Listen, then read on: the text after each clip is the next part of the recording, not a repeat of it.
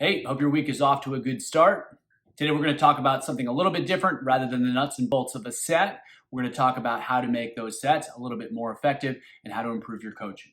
So the question I received is, could you dive a little deeper into the focus of attention and perhaps how to train it more effectively to be more aware of what they're doing while they're swimming? And so that's what we're going to talk about today. So this is a really important topic.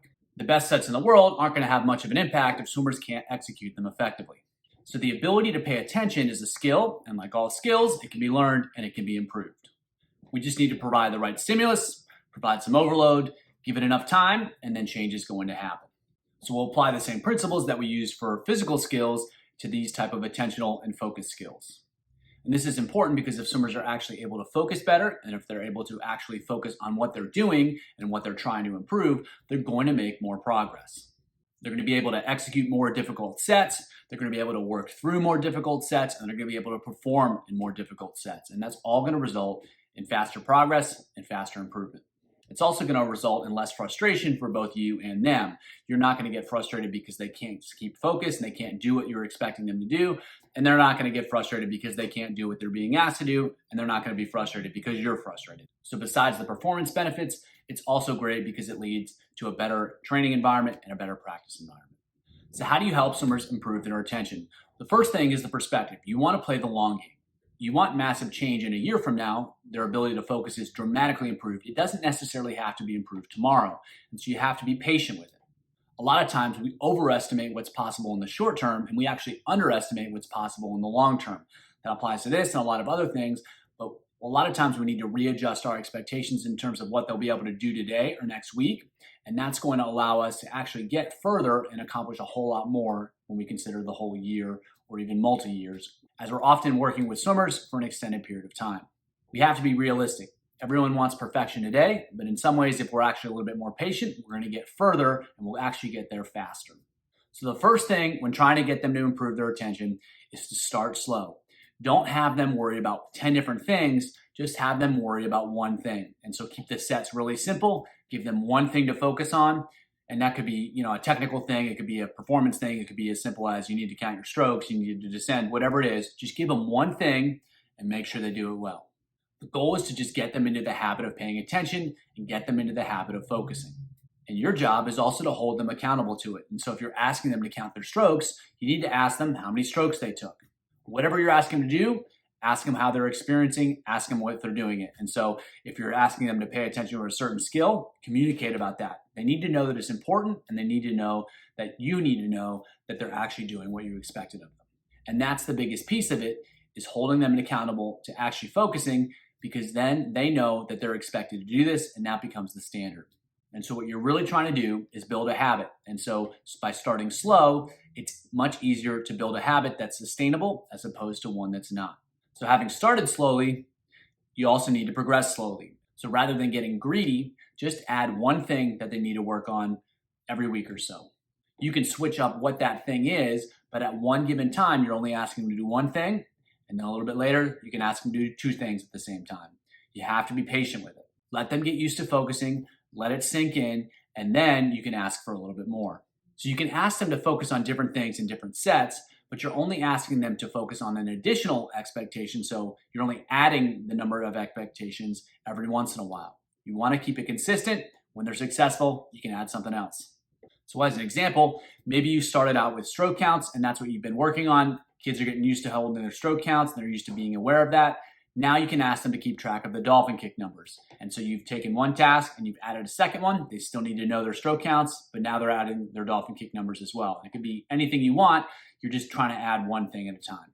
So whenever you're writing sets, you set them up for success and you're asking them to focus on a certain thing and they're successful with it, they're much more likely to try to do that again because they saw the benefit of it and they were rewarded by being successful. Success makes them confident, and when they're confident, they want to try again. And then you've got a nice cycle where they just kind of constantly reinforce. They have success, they're more confident, they try more, they have more success, and it just kind of builds. It's the same thing with focus. You want to make sure that they're focusing on something that's going to provide them with a tangible benefit. When they see the benefit of it, they're going to buy into focusing. An important aspect of this process is having standards and expectations. And so if something's important and you say it's important, it has to be important and your behaviors have to back that up. That's definitely a mistake I've made in the past. I've asked for things that I didn't really have any intention of holding them accountable to, and they realize pretty fast that they don't actually have to do what I'm asking them to do, and that's not a good precedent to set. So don't ask them for things that you're not going to hold them accountable. And if you do ask for it, you need to make sure that you're checking in to make sure they're doing it. And when you do this, and the more you do this, they realize that you're serious and you actually expect them to do this. Because it's new and because it's probably hard, they're not going to want to do it because they don't see the benefit yet. So you have to get them through that point. You got to hold them accountable, and they have to understand that this is something that they need to be better at. And if you ask for something, like say asking them to expect their stroke count and no one knows it, they're not paying attention, it's okay to start sets over. It's okay to stop. It's okay to take a break. It's important not to get mad or get frustrated with them. You just simply say, hey, this is the way we're doing it. It needs to be done. And then you do it again. And when you do that, they get the message that they need to do these things, and they have to be focused and they have to pay attention. When you do that a couple times, they really start to understand that this is actually important and it's something that they need to be good with. Another important aspect of improving focus is getting buy-in. And so if you ask them to focus on a certain thing, like say their stroke counts, and then they do it for a while and then they see some improvements, that's going to encourage them to actually focus on things because they paid attention, they got a result, and they were happy with it. They're more likely to do that again. So a big part of buy-in is actually showing them results. So whenever you're asking them to focus on something, it's really important that it's going to be something that's going to benefit them.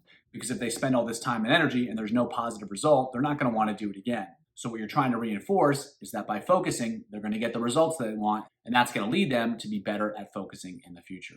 Sooner than later, they'll actually want to do that as opposed to you having to enforce it to some degree.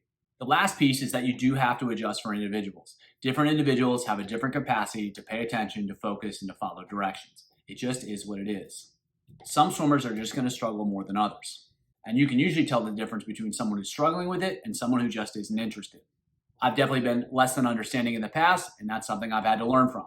So when you recognize these individuals, what you can do is maybe ask for a little less than what you're asking from everybody else, but then you're trying to push them to improve. And so you can lower the standard a little bit, but you have to hold them to that standard, and then you're going to keep asking for more.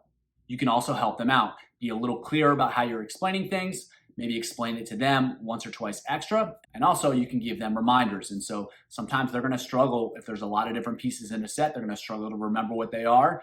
You can just kind of give them a little clue, give them a heads up, and then just remind them as you go through so that they're better able to navigate the set and not have to worry about keeping all these pieces straight, but just doing the job that they need to do. And just like anything, everyone can improve, and you expect them to improve. You just have to meet them where they're at when they start. Focus is a skill, and it's a skill that everyone can learn. It's no different than developing a better pole. The same principles apply. So you want to start slow, start with something that they can be successful with, and then go from there. You want to add one thing at a time, over time, and you want to continue to set them up to be successful. Hold them accountable, make sure they see progress, and they will buy in sooner than later. And then from that point, you just continue to progress slowly. And over the course of perhaps a year, you'll see that most swimmers can make dramatic improvements in their ability to focus, regardless of their age, regardless of who they are. Everyone can get better, everyone can improve, and that has a dramatic impact on their swimming itself. As always, keep it simple.